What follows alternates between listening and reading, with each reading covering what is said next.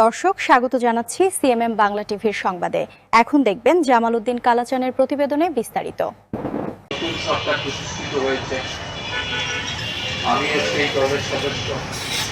আমাদের নেতা জনাব তারেক রহমান প্রধানমন্ত্রী। আমি এখনো পর্যন্ত দেখি নাই, হয়তো আমার ভুল হতে পারে, বাংলাদেশ সরকারের পক্ষ থেকে পশ্চিমবঙ্গে যে রক্তক্ষয়ী মানবতা বিরোধী কাজ চলছে তাকে যে কোনো পর্যায়ে সেটা প্রতিবাদ করা এবং ভারত সরকারকে বলা যে স্টপ। আমার চোখে পড়ে নাই, বা যদি সরকার করে থাকে তাহলে আমি সরকারকে অভিনন্দন জানাই। পাশাপাশি বিরোধী দল তারা রাজনৈতিক চেতনার দিক থেকে মুসলিম নিধন হ্যারাসমেন্টের পক্ষে আরো সোচ্চার হওয়া উচিত। আমি তাদের ক্ষেত্রেও বিষয়টা দেখি এবং অনেকগুলো রাজনৈতিক দল আমি তাদেরকে নিশ্চুপ দেখেছি। এই জন্য আমার আমার খুব কষ্ট হচ্ছে, যেখানে মানুষ মরছে, বাদ দেন মুসলমান নয়, সাধারণ মানুষ, কোন ধর্মের মানুষ নয়, ভুলে যান তারা মুসলমান। এভাবে একটি নির্বাচনের পরে এইভাবে হত্যাযোগ্য, এইভাবে রক্তক্ষয়, এভাবে তাদের উপাসনালয়, সমস্ত রাজনৈতিক সামাজিক শক্তি আমাদেরকে এগিয়ে আসতে হবে। প্রশ্ন আসবে, প্রেস ক্লাবের সামনে আমরা কিছু মানুষ জড়িয়ে কি হবে?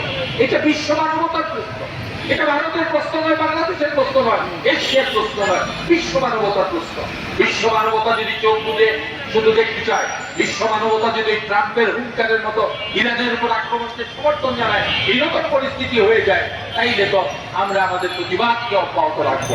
আমরা ভারতের এই মানবতা বিরোধী জঘন্য কার্যক্রম আমরা মনে করি সেই 1947 সাল থেকে মতিলাল নেহরু, জওহরলাল নেহরু, গান্ধীজি তাদের সময় থেকে শুরু করে এই পর্যন্ত ভারত সাংবিধানিকভাবে ধর্মনিরপেক্ষ রাষ্ট্র হিসাবে এখনো আছে। সেই সংবিধানকে বজায় রেখে নরেন্দ্র মোদী হিন্দুত্ববাদ সৃষ্টি করে, হিন্দুত্ব রাজত্ব সৃষ্টি করে, গেরুয়া পোশাক পরে মানুষকে আপনি হত্যা করবেন, আমরা সেই নরেন্দ্র মোদী চাই না। তাইলে আমরা বলতে বাধ্য হব ওই ভারতের প্রধানমন্ত্রী গুজরাটের কসাই, আমরাও বলতে বাধ্য হব ভারতের প্রধানমন্ত্রী নরপিচাস প্রধানমন্ত্রী, আমরাও বলতে বাধ্য হব মানুষের রক্তের লেলিয়ান শিকায়, রক্তের শিকায় ভারতের প্রধানমন্ত্রী, তিনি তার সমস্ত জীবন সত্তা পরিচালনা করছেন। আমরা ঘৃণা করি কেন্দ্রীয় সরকারের ভূমিকা।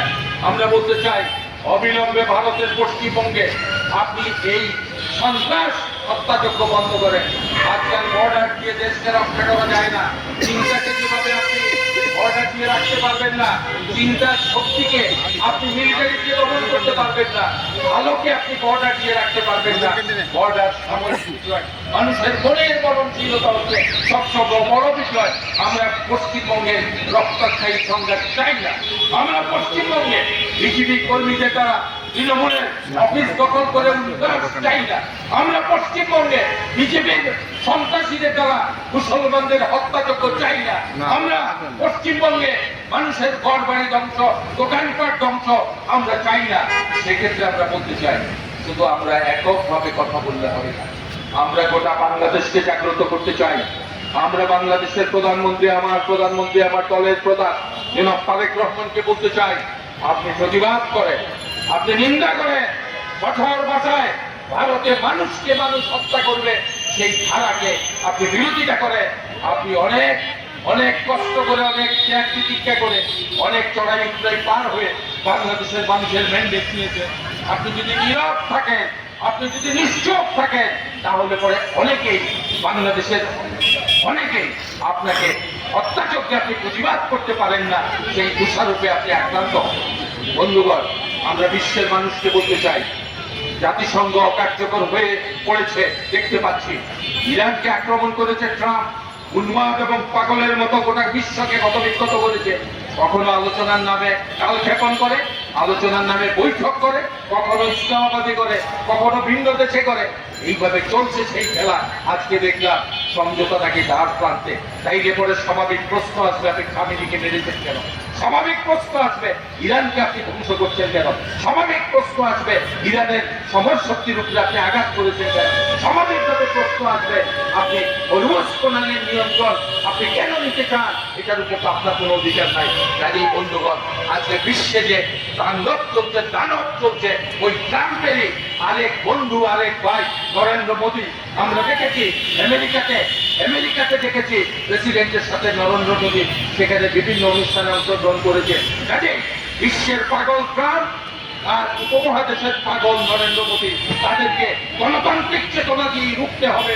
এইভাবে ছোট ছোট সমাবেশের মধ্য দিয়ে জনমত তৈরি করে তাদের তাণ্ডব থেকে বিশ্বের মানুষকে, ভারতের মানুষকে, পশ্চিমবঙ্গের মানুষকে রক্ষা করতে হবে বন্ধুগণ।